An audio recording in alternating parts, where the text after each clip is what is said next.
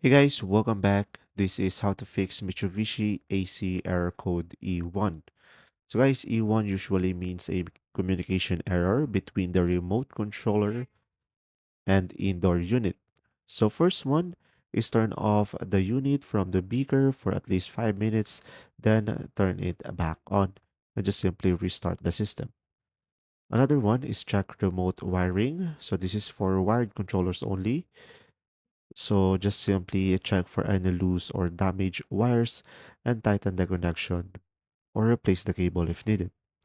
Now for wireless remotes, just simply replace the batteries and ensure there's a clear line of sight to the receiver. Another one is reset the remote. So try pressing and holding the reset or clear button on the remote if available and just simply restart the remote and you should be able to fix it.